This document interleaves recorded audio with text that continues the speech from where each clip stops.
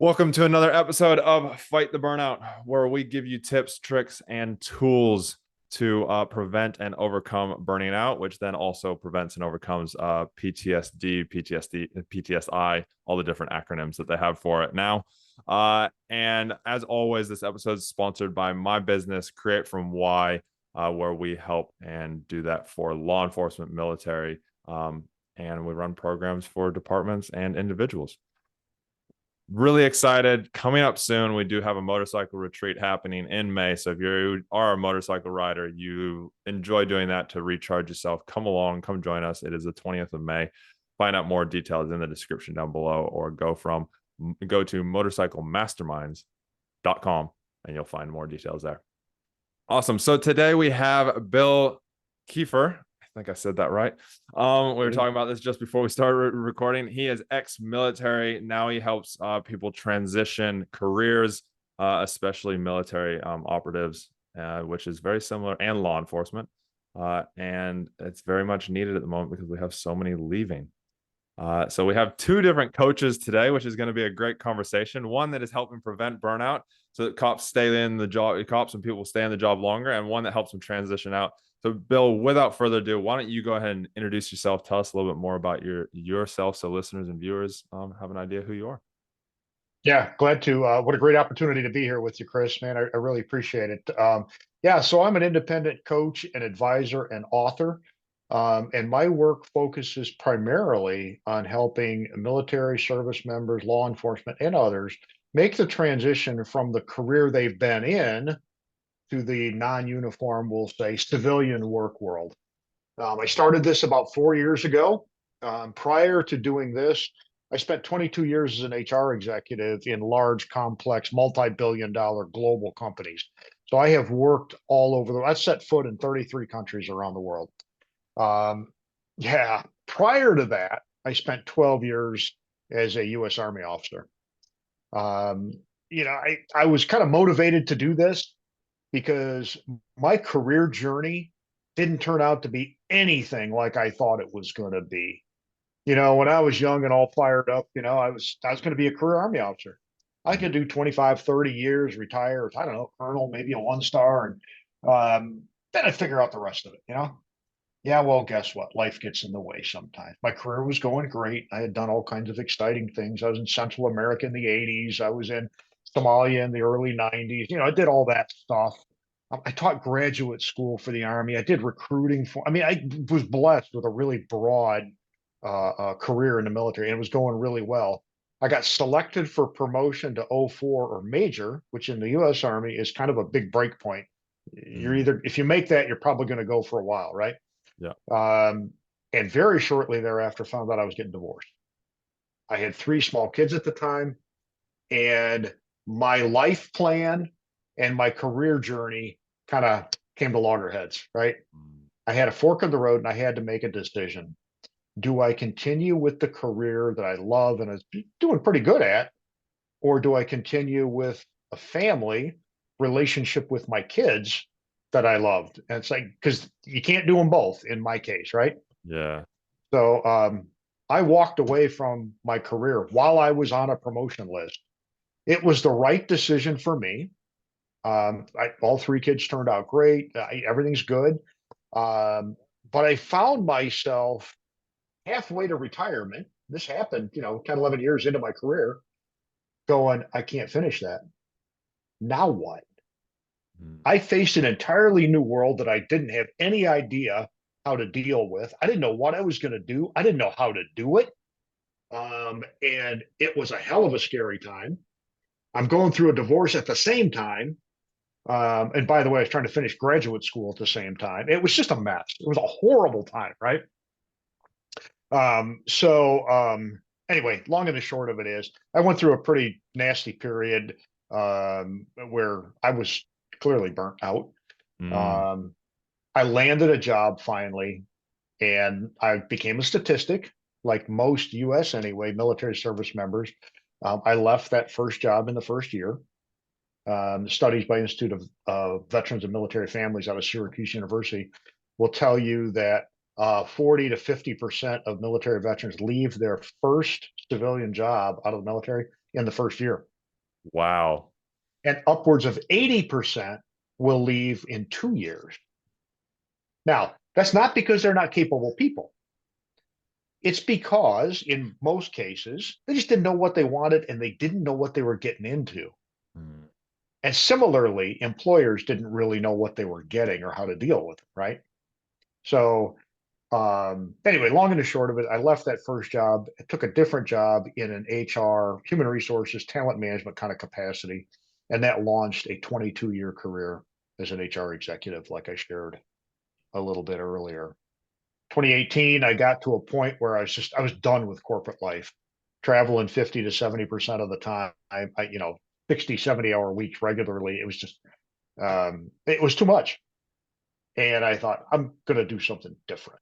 So I thought maybe I'd try this entrepreneurial thing because, that'll be easy, right? Yeah, that'll be easy. As No nobody challenge says there. after they do it for like 6 months. Yeah. So anyway, I started off doing the work I do now, and it's a different kind of world. I'm much happier now than I was, but there have been times of burnout here. There were times of burnout when I was in the career. We could talk about all these along the way, but what I found now is, in hindsight, this isn't what I planned. Mm, But quite frankly, what I've experienced is far richer than my original plan would have probably let me enjoy. yeah. So, yeah, kind of a long story there, but I'm old, so that happens. Hey, we like to talk. That's the thing.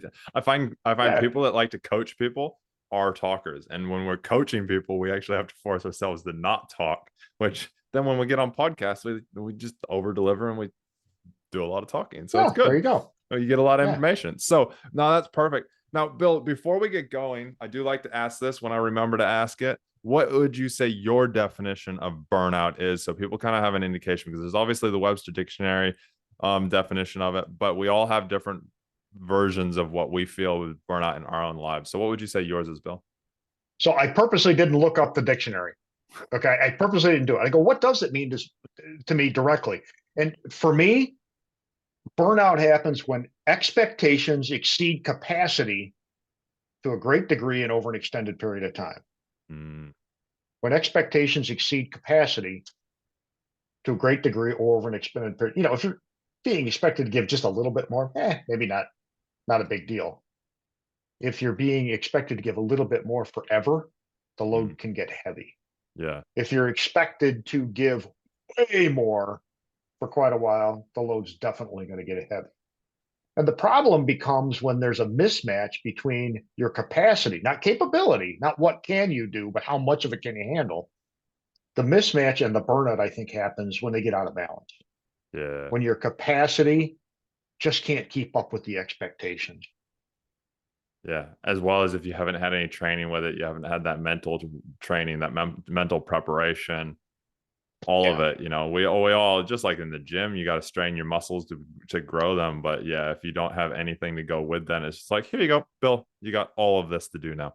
And it's like, Yeah. I didn't expect, like you said, expectations. I didn't expect this, and I don't know what to do with all of this. Um, Yeah. totally true. So Bill, I'd love to go back to, you said you were in line for a promotion in the military. You were, Mhm. about to become, you were about to become major. I was selected for major. Yeah. So you were selected for major. Life trajectory of what you had wanted at that time, the vision of your life, I take it, was all there. And next thing you get laid with this divorce. Did you see it coming? No. No, no, it So was, I'd love to know because I know in law enforcement, military, all of this, people go through relationships fast and they probably change their undies a lot of times. And I know law enforcement has one of the highest divorce rates out of any career. Do you know what caused that? Was it you? Was it her? Was it a combination? Was it the military services, deployments? What was it? Do you know? for me, I believe, in my case, I believe it was a combination of a lot of things. Obviously, people grow differently, Mm, people's relationships evolve differently, expectations can change over time. And experiences have different effects on different people. I was gone a lot. Yeah. I was gone a lot. And in hindsight now, there was a lot of impact from what I had seen and done that I didn't realize was coming out. I'm glad you brought And that up. yeah, I mean, I don't think any divorce happens, few divorces happen because one person was solely responsible. Yeah. You know, we all make decisions and take actions that others have to deal with. Yeah. So, but yeah. I know we won't go into details around like what you did in that, because I know military, just like law enforcement, we can't talk deep into the actually what happened. But you mentioned there around the things that you probably didn't, and I'm going to botch this and say it in my own words, but probably didn't process properly, like completely, from the things that you're doing or having to do, because of your role in the military. Can you talk about any of that, kind of like what you saw, what you, looking back, hindsight, saw it caused for your marriage, so that people can help, that can help prevent it from happening to somebody else? I think my life experiences with via the military, through a couple of deployments, um, caused me to impacted me more deeply and broadly than I thought it had. And it Mm, caused me to approach life differently than I had before. yeah. And that wasn't necessarily an easy thing for anybody. Um, and I'll be honest, I didn't really see that there was a problem until honestly just a few years ago. Yeah. You know, a pretty hard charging guy, right? So, you know, hey, we got stuff to do, and here's how we do it. And I've seen tough stuff, and I've done stuff, and we just got to keep going because the only way I knew how to process things was to go hard. That's me. That was me. Yeah. And that's not always the right answer. And it's taken me um, some challenges and difficulties. And I don't, you know, I like to say, you know, people got to hit the bottom before they can start to rise up. I, it's almost hard to say, but, you know, I think I kind of hit the bottom there for a while, and finally said, you know, all right, wait a minute, something needs to change here. Yeah. And I actually reached out and sought some help through the Veterans Administration, and that's it's been quite frankly life changing. But it took me decades to get to that because I'm stubborn. All of us, and this is the thing, and I don't want to put down, like, you, it's okay to be stubborn, it's okay to be that hard charger, and that those are the kind of police and military and first Mhm, responders that we do need. But I say this all the time to my clients, to people on here, to people that I talk to. My strength in my mind was also my kryptonite. It was also the thing mhm, that destroyed me the most, because I mhm. charged through everything. Again, just like yourself, I can hear so much of myself in your story. It was just, oh, I've got stuff going on. Cool. I just power through it. It'll go away. Mhm. But Yeah. guess what? Other If things I can get get through affected. it, it'll be behind me. Yeah, it'll be behind me. I just get through it. It'll be fine. Let's get through this feeling Yeah. and I'll be fine. Get through this job, get through this paperwork, get through this argument with my wife. Everything will be fine. Yeah. And everybody's got to have that capability in their portfolio to a certain degree. Yeah. One of the things I learned is, you know, you can't have one tool in your toolbox, right? You know, I had a hammer, by God, and by God, we used it, you know, Yep. Big yeah, ass mentally, sledgehammer, right? euphemistically, okay. Yeah. Big old sledgehammer, right? Yeah. Have you ever tried to drive a screw with a hammer? It'll go in. Just really It's going to hard. be ugly. Yeah. It's just not the right tool for the thing. So once I finally hit the point in my life where it was like, all right, look, I call it burnout, whatever it is. I can't keep living like this. Mm, I just can't do it. And I was like, oh God, now what do I do? What do I do with it? Not just from the career standpoint, because what we're talking about now actually happened far more recently. You know, mm. like I'm just kind of a dick, and you know, this isn't good. You know, How'd you come to that realization? I'd love to know, Bill, because I know everybody has that kind of realization. Sometimes it just kind of flows. For me, it was an instant moment in time.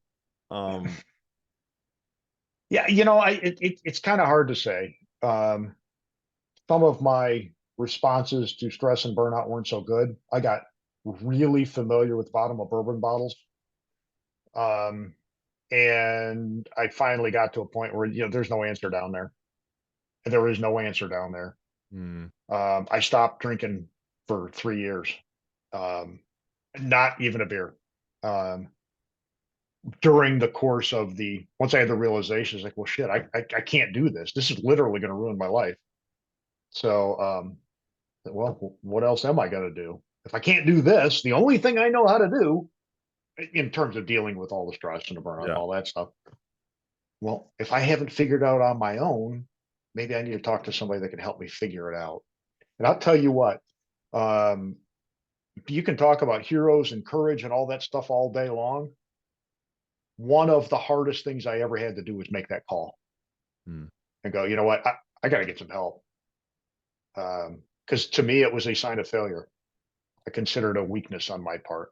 It's interesting because so many people that I talk to, that I've interviewed, that I coach, same thing. It's that same thing of, oh, I'm a failure if I ask for help. And I think, we're like we've talked about so far, we're hard charging people. And what I Mhm. recognized is you don't want to get rid of that hard charging. You don't need to just delete that out. Right. Shift the direction, just turn the wheel a little bit. Turn the hard charging to, okay, cool. I need help. Let's hard charge into the help. Let's figure out how we can do this, how we can be the best version of ourselves, how we can help ourselves the most by getting help from other people.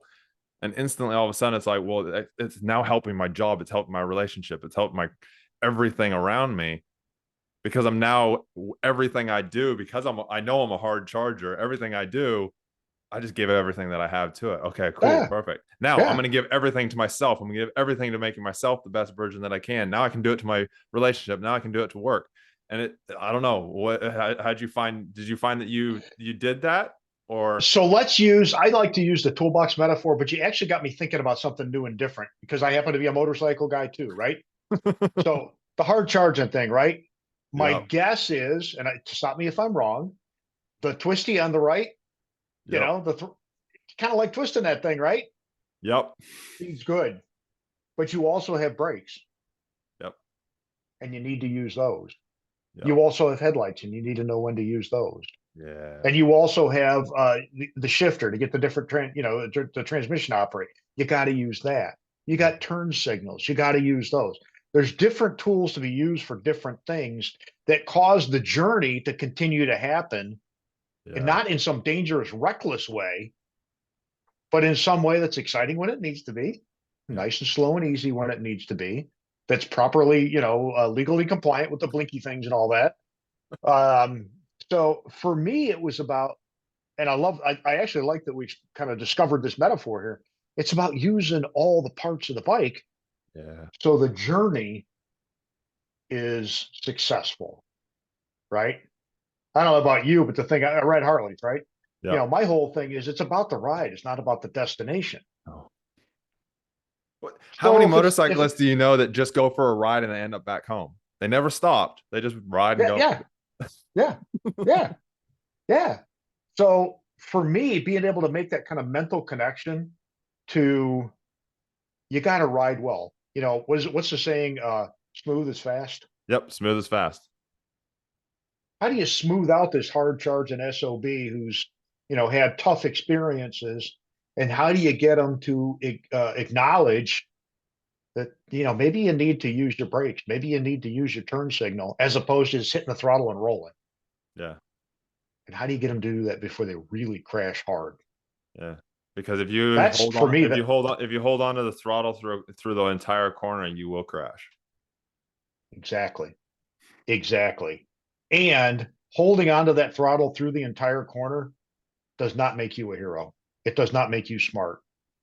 Coming off the throttle and properly using the brakes does not make you weak. It No. makes you alive. Yeah. Yeah. So I know, Bill, I know that you did end up having that initial divorce, eh?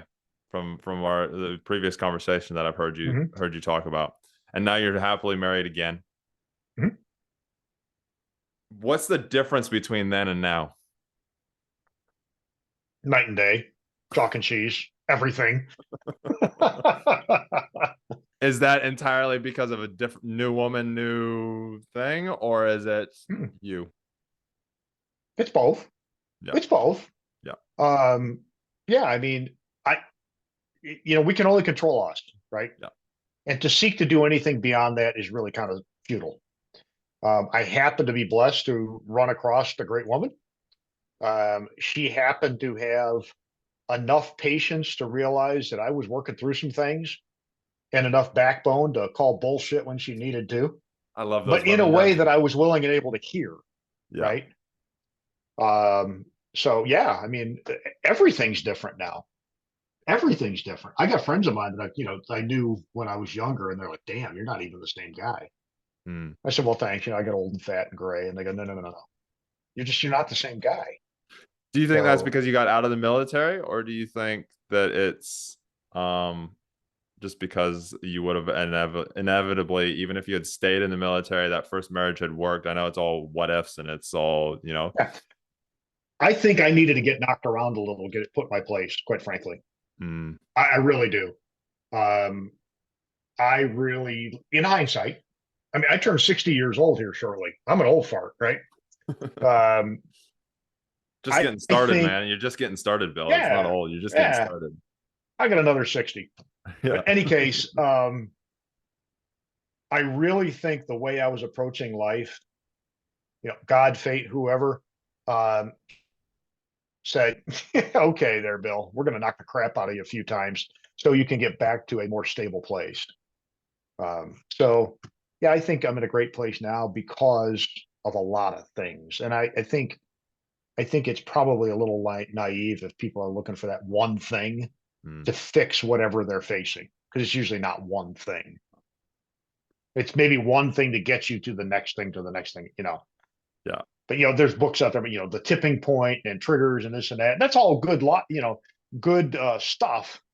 But in the kind of stuff we're talking about now, I think it's usually maybe one little event to cause you to realize it, Yeah. and then another little event to do something about it. And It's then a lot continuous. of little events to keep doing something about it.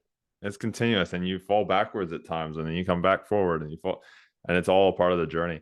Uh, so I know, like, as far as like transitioning out, changing things, I know that you've obviously got to do a lot of this work throughout the process, anyways. So if we could take and we could rewind back to your younger self, Mhm. going on those deployments, doing those things, and obviously you've learned you're who you are today because of the experiences, but we learn from those and we can pass those learnings on to people so that then they can have different experiences, but not, Mhm. but excel, but collapse the time to get to where you are now so then they can carry on faster forward. What would you say to a young version of yourself back then? Like, what would be like maybe like 3 or 4 tips to that working on themselves so that that transition maybe was easier, or so that maybe that transition didn't necessarily have to happen? What you choose, which direction you want to go with it. Yeah. Yeah. I think overall, to make my life a little more successful, Yeah. to make the transitions easier, wow, that's a great question. Um, I would probably have to tell myself, one, you don't have to do it all right now. Mm, I've always had a sense that whatever needed to be done needed to be done right now. Huge, high sense of urgency for me. yeah. I think the other thing I would have to say is that not everything's my responsibility, good, bad, or otherwise. And this was part of the military experience for me. As an officer, I was trained that everything that happens or fails to happen is the responsibility of the commander, the person in charge. Well, shit, that's a no win. If things go well, you pass on the credit, and that's what should happen. If things go bad, well, guess what? That's your fault. And if things don't happen that should have happened, well, guess what? That's your fault. And I took ownership of everything. Shit, I didn't need to take it personally, family, on the job, whether it was in the military, the civilian world. So I just kind of realized, not everything's my ball to carry. Yeah. I have to tell myself that. Um, and the other thing I've learned is Sometimes good enough is good enough.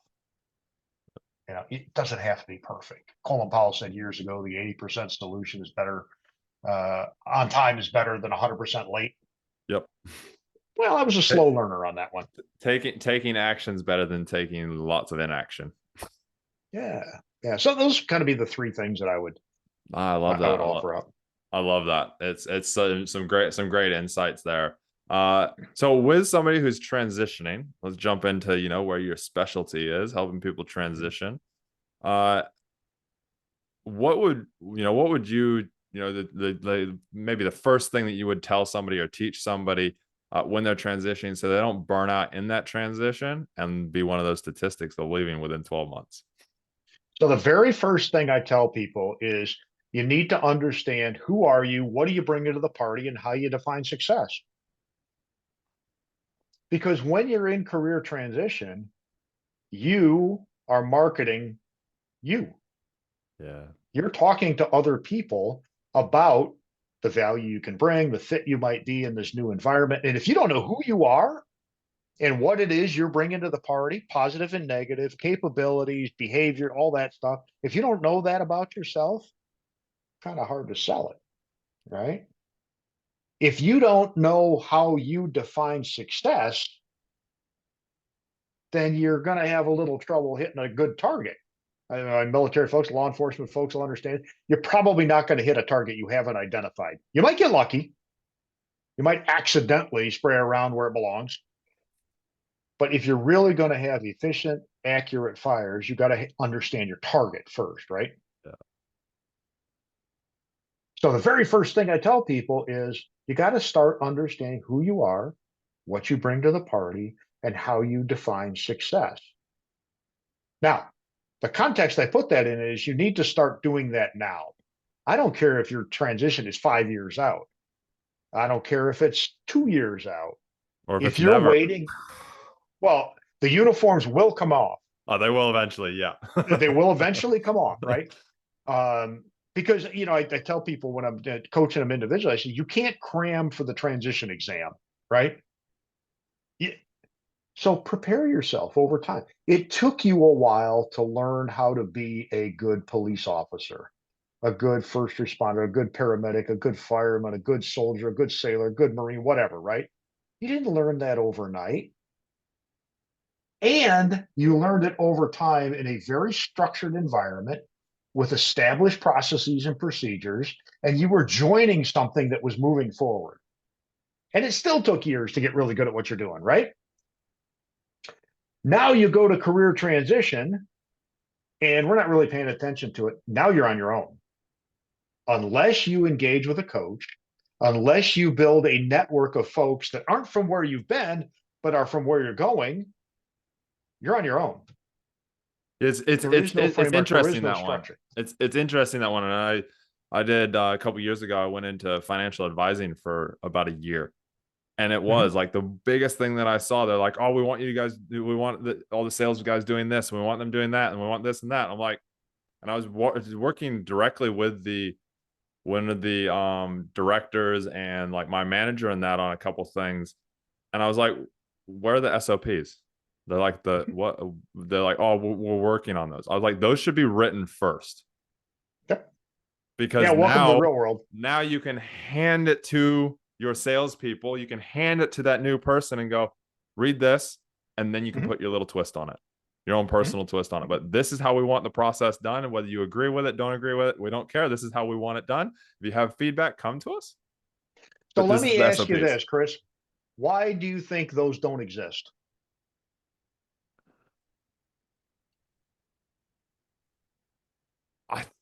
I don't know. I want to say training, but again, that's SOPs. So here's my take. And I did talent management for 22 years. This is exactly what I was working on for years, right? My take on that whole thing is there's a couple of reasons. One is in the civilian work world, you're on production all the time.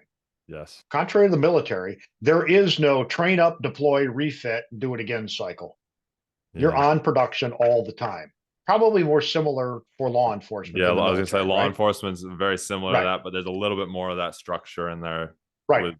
The other bit is that any time or expense away from production for training or anything else is viewed as a cost by most people, not Mm. an investment as it should be. Same as law enforcement. Okay. If you're off the line, if you're away from production, we're going to send you on really necessary training. And guess what? Now I'm down and I got to hire a temp to come in, or I got to, call in mutual aid from another apartment to help cover that shit, whatever it is. Well, shit, that's cost. And oftentimes our business leaders, the people with budget authority, no matter what the organization is, they're under such tight short-term financial constraints and expectations that they go, I can't afford the cost. And they Mm. lose the point that that cost is really a valuable investment because they got to deal with today's fire, not tomorrow's value. Not It that they're bad people. The pressures are just it different. brings us it bring like you saying that brings it back into my head. It comes down to that again. How do we stop burnout? We take a Mhm. moment, we invest in ourselves so that then we can turn up fully. Yeah. Yeah. It's the same So exact think thing. about And this. that's how somebody that's burned out has no productivity in their life. Like Yeah. they're less productive than if they are not burned out. If somebody's Oh, energized and 100%. they're going to be productive as hell. Same thing on the SOP. Yes, you're spot on there. And now, like in law enforcement, it's the same exact thing. It's one of those things that they're always saying, "Oh, we can't take guys off. We've got to worry about the people that are out on the street and how do we get the training to them." Well, you take them off the street or you do run a training day or something like that for a time. Oh no, we can't. We can't because then it puts the workload on everybody else. It's like, well, yeah, but for that momentary time, but then it reduces the workload. Yeah. So in my, rainbows and unicorns perfect world, I would say it would be ideal to have 200% staffing, maybe 150% staffing, right? So you've got a crew of people, maybe probably 150%, right? You got a crew that's out deployed. You got another maybe half crew that's out in training, Yeah, and then you continually swap them. yeah. I don't know any business, and it may exist. I just don't know it that can absorb that employee cost of that many more employees. I Mm, mean, it's just simple business math, right? But yeah, somewhere between that unicorn and rainbows and where we at today, there's a right answer. yeah. We just got to figure out what that is. And that right answer may be a little different for every organization. But to get the mindset shifted from cost to wait a minute, we got to make an investment. That's something I think that really seriously needs to change in the minds of those folks that are in positions of authority. So if you're and I kind of had this with myself when I went into that insurance advising for a short time. Uh and I kind of figured out a way that I could do it. But for those military law enforcement guys that are going that are used to that structure, that like Mhm. that SOP. I know when I turned up to the prime minister's house to protect his house, there was two folders that were, and they're Yep. like, while you're on shift, read through these. Yep. And it's like, luckily that place there wasn't. Otherwise, when we got to the full time thing, they actually gave you downtime to actually do it because you had to know these SOPs. And so when I went to insurance, there wasn't, and I was like, oh yeah, I kind of know how to do this, and so I'll just take the ball and run with it. But what would you say to those military law enforcement guys that are transitioning into that and they turn up and they're like, well, what do I know, my what definition of success. I know who I am. I know what I can bring. But I've just turned up to this company and I'm like, okay, well, wow, where do I start now? And I have no SOPs as such. And Right. for those that don't know, SOPs are standard operating procedures. Yeah. Yeah. So the first thing you got to do is check your reaction. Mm, Okay. If you look at it and go, this place is horrible because there's no SOPs and it's not what I expected, you're more prone to come off with a negative attitude, basically calling their baby ugly. How the hell do you guys, and I've done this. uh, How can you be successful in your business? Because you don't even have anything written down. And they laugh and they go, okay, soldier boy, you don't get it, do you? Now I've discredited them and I've discredited myself in their eyes. So first is check your reaction. And then focus on learning by building relationships. mm, The processes are there. The practices are there. They're not on paper. They're in people's heads. So focus on the relationships to learn from others that are doing it, leading it, planning it, analyzing it, whatever, right? And once your learning curve is going to be different. The method by which you learn is clearly going to be different because you can't just refer to the book. And as you start to collect all this, start making your own SOP. All of a sudden you become an asset as well. You become an asset. You become part of the solution. Instead of being the new guy who's coming in calling our baby ugly and going, well, he's a pain in the ass. Why'd we hire him? Jeez. Yeah, all he's done is come in and say, you don't have any SOPs. Well, what? You can't think? You can't figure this out on your own? We've been doing this for decades. And it just gets a really negative thing. So first thing, check your reaction. Settle down. It's a different way to operate. So I'll give you a couple examples. One of my first jobs in the HR talent management world was running a training operation for an 1,100 person air freight facility. We moved about 3 million pounds of freight a night. And we had, I don't know, 30 some aircraft, cargo aircraft, I don't know how many dozens of trucks, 150 some forklifts running around, and about 300 people on shift, 400 people on shift at any given time, right? And we had to have, some of the stuff was regulated, so there were SOPs. I mean, if you got around an aircraft, there was an SOP, right? But some of the other stuff, yeah. So, safety SOPs.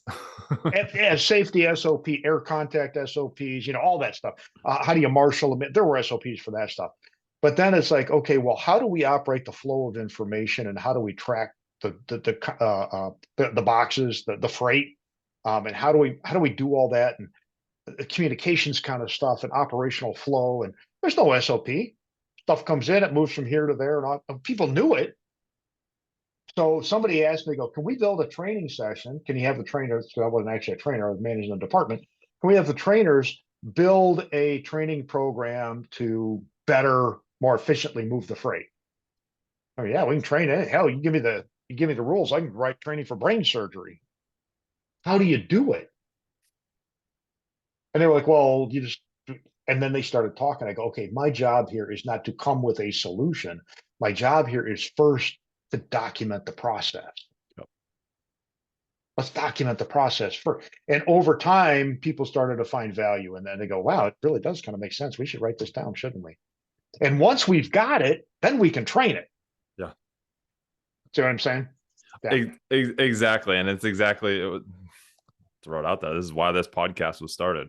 I had ideas. I had things that I had learned in that, but I was like, cool, let's go to the people that can talk it. What do they do? There you go. There you go. And then we take it down, we document it, we turn it into a program, and this is what's happening now in 2023. So Bill, I know you, and I know I'm going to rewind just for a second here.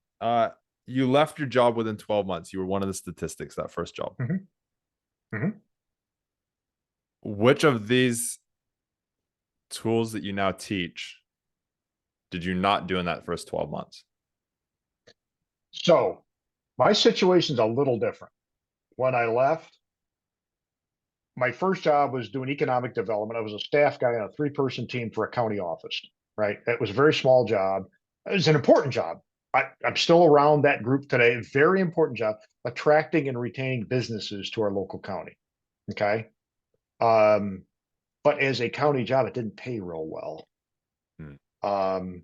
I got to a point where I needed to take a job because I needed cash flow. Okay. I hadn't properly prepared myself ahead of time. So I was at a point where I go, okay, this is an opportunity. I don't know how to do this stuff, but they believe in me and I'm going to take a shot. Well, I kept networking and kind of, what other opportunities do I have? And in my case, I left because I found that job as a training manager for an almost 300% increase in pay. So not every reason people leave is bad. No. But had I been better prepared for the transition, had I been better networked, I wouldn't have lost that 8 months or so of revenue and income in that first job. See what I'm saying? Yeah, and that's where I was going with that, is that clarity on success and that clarity on what you needed when you transitioned out. So tell us a little bit about the actually, before we talk about the book, because I know it lines up with this, what would you say? Well, there's two ways of asking this, and I think one way you're going to click with more, but there's the way of what do you feel your why or your mission statement is in life for you personally, that obviously lines up with everything that you do. But I think the question you might line up with better is, who is it that you are that you bring to everything that you do? Oh, geez, oh, Pete's. I'm going to surprise you. I'm going to go with the why thing. After I said that second one, I was like, oh, yeah, that one's actually probably a harder question, but it gets the Yeah, same dude, you're answer. making me think, man. Holy crap. Okay, so let me answer the why one. Okay. So for years, I didn't really question my why. I just went up and did, right? Yeah. But when I did question my why and come up with an answer, I always used work terms to define it, right? My why is to optimize business results or profitability or, whatever, right? It was always in work terms. And I never felt that it really answered the question, right? Um, and a while ago, I actually, and I don't want to turn this into a sales thing, but I got certified in an instrument called the YOS, the Y operating system. Yeah. And it's an assessment you can do online. If anybody's interested, we can have that conversation. But it helps people define what their why is according to the model that they've got. Now, there's other groups that do that and they help you figure out what your why is. But I've found that when people answer their why, I've kind of left with, so what? The hell do I do with it? It's maybe explanatory, it's maybe interesting, but what do I do with it? Right? How does it impact my ability to relate with people, perform on the job, prepare for the next transition, whatever, right? So, what this instrument does, it identifies your why, your how, or the process by which that why comes to life, and your what, or what I like to say is your promise. What is it you deliver to the world? Yeah. When I found this model, and I'm speaking in a little bit of detail here because I'm a real advocate of this thing. Um, Through the model, it comes up, my why is to make sense of things. And I'm like, and I had to read through what that meant. I obviously vetted this thing before I took it, before I, paid to get certified in it. And I look back at my career and the times when I was the most effective in work is when I was making sense of things. And the times when I was most susceptible to burnout is when I couldn't make sense of things. It's like this shit just doesn't make sense. And no matter what I do, can't I can't get there, right? Further, it explains the kind of job because most of the jobs I had was to set up something new, to Yeah. look at a business situation and create something that was effective and all that. The second piece of that, the how, resonated just clear as a bell for me. My how is what they call mastery. I look as deeply and broadly into a situation as time allows. I won't hold things up and get paralyzed by analysis, right? To make sure that I'm really understanding what's the problem, what are my alternatives, and what's a possible solution before I just plop in a solution, right? Here's an example of my how coming to life. I'm president of our local village council. I'm actually an elected official, right? And our uh, one of the questions that came before council was, where should we get our water supply? We've always had municipal wells.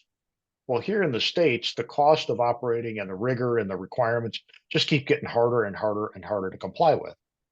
Our county has a regional system. They said, hey, why don't you just tie in with us? And here's the business, the money and all this and that. And a few of my colleagues were like, absolutely not. We're never doing that. A few of my colleagues were like, absolutely, yes, let's do it today. And I go, okay, that's great. But I came up with a list of 93 questions, literally 93 questions in 7 different categories to go, what should we do? We need a solution that makes sense. And because of my natural how of mastery, I'm going to dig into the detail. Now, once we had the questions, the vast majority were easily and quickly answered. So mastery is now The upside is I was thorough. The downside is I really cranked off a few folks. Like, oh, good God, there goes Bill again. Okay. But hey, when you know that it's you and you know it's what you do, you can be secure in it. You can be like, hey, yeah, this is Yeah. me. This is me, and this is Yeah, how it benefits me. exactly. And I got to learn how to use it in a way that's beneficial to the folks around me, not to use it as a weapon, right? Yeah.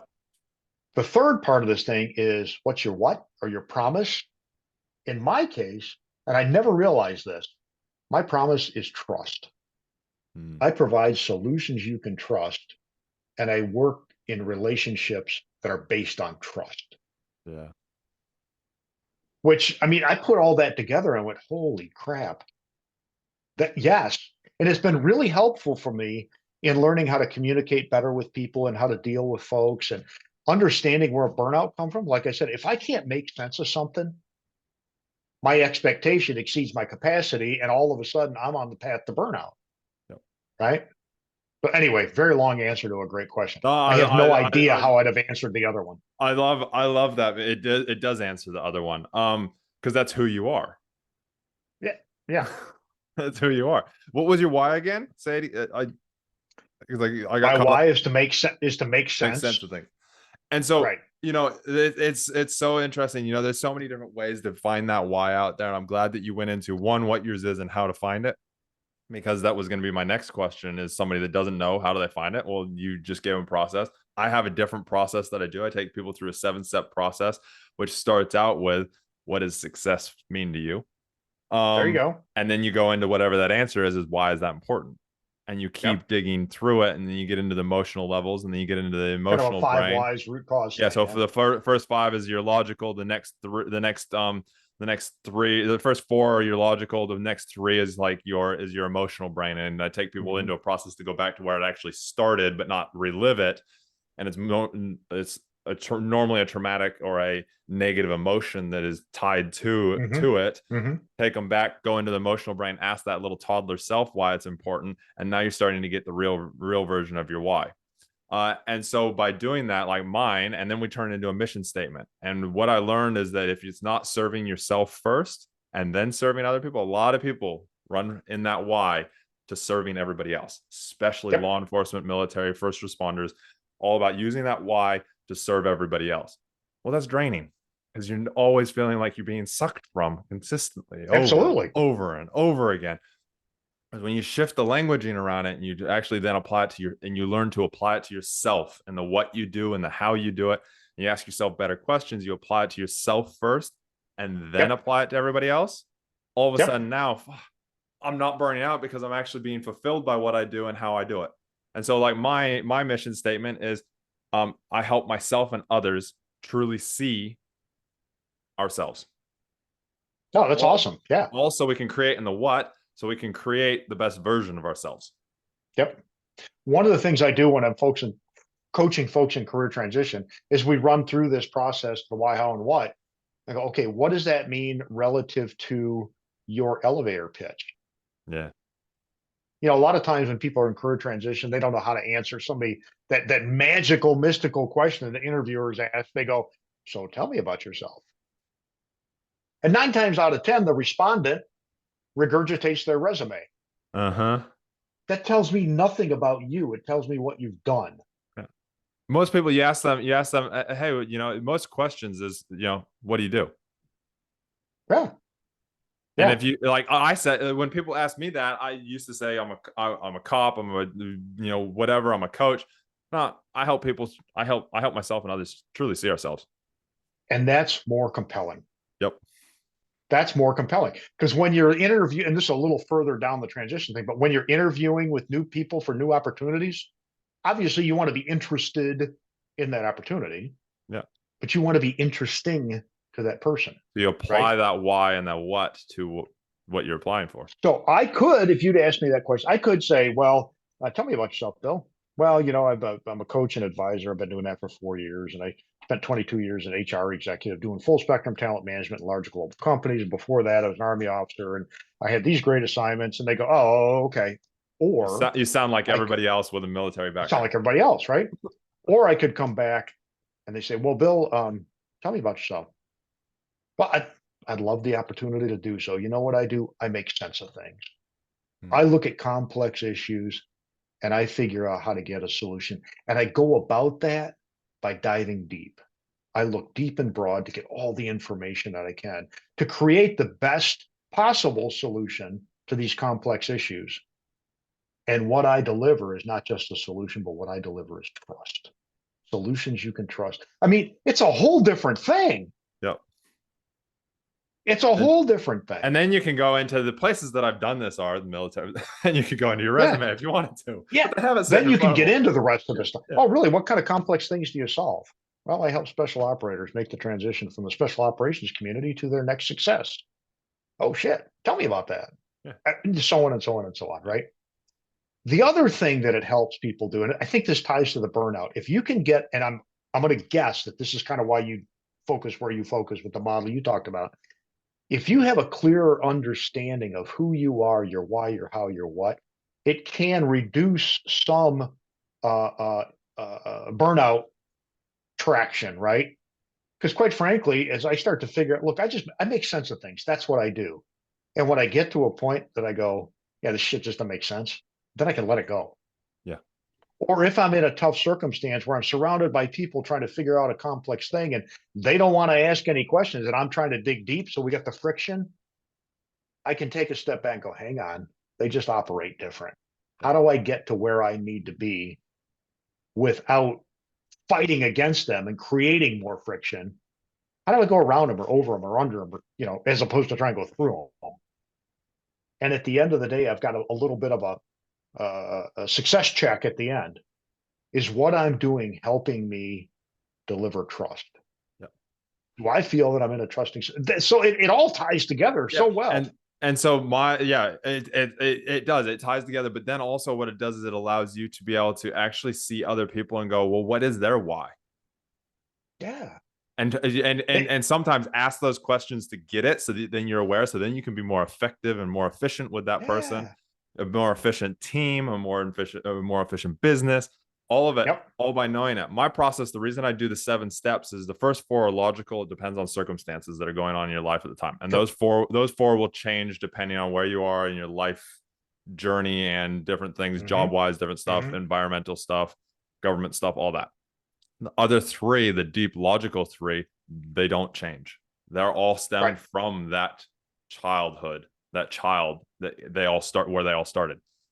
If you can fill at any given time all 7 of those, especially the bottom 3, you're energetically not going to burn out. Yeah. Physically, yes, if you're going, pushing, Sure. that's a whole Sure. different type of burnout. Yeah. But Yeah. Yeah. energetically, burnout, no. If you're able to serve those, the other great thing with this is I have my clients do it, the pre-police clients, they do it and they bring it with them to their interview.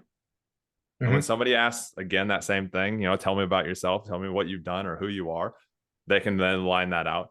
Tell me why you want to be a police officer. Tell me why you Mm-hmm. want this job. And so then they can take, hey, I know that I like to help people see themselves. And so by being a Mm-hmm. police officer, I can actually turn up to jobs and I can turn up to situations and I can actually see what's going on. I can see that person for who they actually are, not by what they did. And Mm-hmm. this is why I think I'll Mm-hmm. be the best cop that I can be. Yeah. All of a sudden, it's Yeah. like, No, that's awesome. this Yeah. person knows who, and the feedback that they get from the interviewers are insane. And again, same thing, you can relate it to relationship, all that. And so, yeah, it's same. We're talking the same things here. It's Yeah. yeah. Different chapters out of the same book, and the good news is they're complementary. Yeah. Yeah, exactly. They're Exactly. complementary. Exactly. Yeah. No, I love it. Tell us, Bill, about the book and how all this wraps up into the book that you wrote. It looks like it's called Military Career Transition. Insights from the employer side of the desk. So We I'll go. tell you, yeah, that's the subtitle. So I'll tell you the story behind the book. I started my business, my consulting business before COVID, Yeah. and then COVID hit, and the client base kind of drained a bit. I was like, oh shit, what do I do? And I'm starting to look around my office, and I got all these notes sitting around. I'm going, I got to clean this up. I wonder what I could do with all that. And I started putting them together. I thought, wait a minute, I could maybe have a book here. And I thought, I looked at them all and I go, what's the theme here? And what I realized is that many folks out of the military, out of law enforcement, the specialty kind of career fields, In the transition discussion, they don't talk about what employers, civilian employers, are looking for. Now, when I transitioned out, I had no idea, but I'm in a very unique position because I spent the next 22 years being that guy on the other side of the desk, leading teams that law enforcement, career transition folks, wherever they came from, law enforcement, military, whatever, that they had to get through those folks to get the job, right? Yep. So I thought, well, why don't I just share some of these and go, guess what? Here's some insights about what the employers are looking for. There's 151 separate insights in there. It's a really like a quick hip pocket guide, quick read. We start off with kind of what's the general business environment like. We talk a little bit about work culture in the civilian world. We talk about networking. We talk about what the transition environment looks like, because it's a space unto itself. It's not where you've been. It's not where you're going. It's that thing you got to get through in the middle. And then I offer some insights about how typical interviewing, employment, hiring, recruiting, how all that works, right? So the basic thing was, let's give people some intelligence, some peek behind the curtain to better understand the work world they're getting into or likely to get into. So yeah, The pretty other well great thing received. with that, I love that, because the other great thing with that is that if you know what you are going to be asked, if you know what you're walking into, you can prepare for it. I don't know if the military, or if I'm sorry, law enforcement does this or not. I'm assuming you do some type of it, but I used to teach this for the Army. Is they call it intelligence prep of the battlefield, IPB they call it, and it's about understanding the battle space you're going to, Mm. that you're going to work and fight in as many different dimensions as you can: social, infrastructure, power grids, hydrology, weather, the whole. I don't know, So remember how many. There's a that's whole bunch of variables. very, very small on the law enforcement side. Okay. So I kind of took that logic going, well, by and large, the military does a good job of preparing folks for what they're about to get into. Yeah. Why don't I help prepare them for this career transition they're about to get into? Yep. So I call it intelligence preparation of the career battlefield. Yeah. So, any case, No, yeah, I little love peek it. I behind it. love it, Bill. Where can people get a copy of it? Slash, where can they? Amazon. Amazon. Cool. Perfect. So Yep. just Hard copy. You go to Amazon, you type in Bill Kieffer, look for the book, and you'll find it. cool. We'll put the Um, link. We'll put the link in the description down below. Also, Bill, how do people get in touch with you if they want to say, reach out to you for services or just want to connect with you? yeah, LinkedIn is, I'm all over LinkedIn. So LinkedIn is the way to go. If you're not on LinkedIn, and I know a lot of folks aren't, that's cool. I have a website, www.kieffer, Kieffer dash or hyphen associates.com. Dash Two Associates. best ways. And there's a piece in there you can click to contact and all that. Awesome. So yeah, Perfect, Bill. Well, thanks so much for today. Last question I always like to ask. What would your top tip to self-happiness be? be you. You got to be you, whatever that is. Because if you try to be something other than you, it's going to suck. You won't be successful. So now, if you don't know who you are, then do a little work to figure that out. Invest the time in yourself to understand who you are, and then just go be you. Love it, Bill. I love it. Any last words before we wrap up? Now, thank you very much. I appreciate the opportunity. I love working with law enforcement and the military. So if there's anything I can do, anybody wants to reach out, please do so. I'm here to help. Perfect. Thanks, Bill. Thank you so much for being here. Thanks for your time. Taking time out of your day. And again, for everybody, I say this a lot. I didn't say this at the beginning of this episode, but take one thing away and start putting it in place. We talked a lot about career transition, talked a lot about preventing burnout, getting yourself ready for that transition. So just take one thing, start implementing it today, and then come back in, a few weeks or a couple months and listen to the episode again and get some more insights.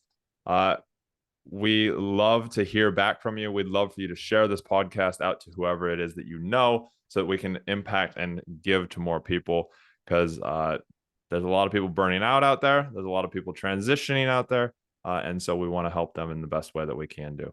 Till next time, my motto is always train hard, test easy, because guess what? Life's always going to throw you tests, so you may as well train for them. And we will talk to you again in the future with the next episode.